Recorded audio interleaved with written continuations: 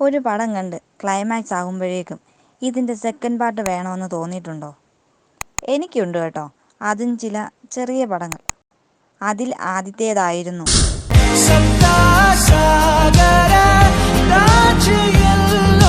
ഒരു better life ആഗ്രഹിച്ചു ചെയ്യാത്ത കുറ്റം ഏൽക്കുകയും ജയിലിൽ പോകുകയും ചെയ്യുന്ന ഹീറോ. ആ ഒരു തീരുമാനം കാരണം ജീവിതങ്ങൾ മാറിപ്പോകുന്ന കഥാപാത്രങ്ങൾ. അതുപോലെ തോന്നിയ മറ്റൊരു പടമാണ് ഞാൻ ഇപ്പോൾ പറയാൻ പോകുന്നത്.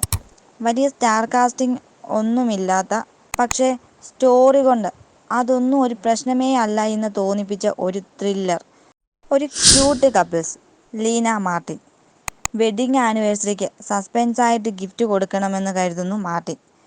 എന്നാൽ മാർട്ടിനേക്കാളും സ്മാർട്ടായ ലീന മാർട്ടിന് ഗിഫ്റ്റ് കൊടുക്കുന്നു. ലീനയെ എങ്ങനെയെങ്കിലും സർപ്രൈസ് ആക്കാൻ വേണ്ടി ലീനയുടെ ഫോണിൽ ലീന അറിയാതെ ഹിഡൻ ഫേസ് ആപ്പ് ഇൻസ്റ്റാൾ ചെയ്യുന്നു. ലീനയുടെ ക്യൂട്ട് ഫേസ് എല്ലാം ചേർത്ത് ഒരു വീഡിയോ ഉണ്ടാക്കാൻ വേണ്ടിയായിരുന്നു.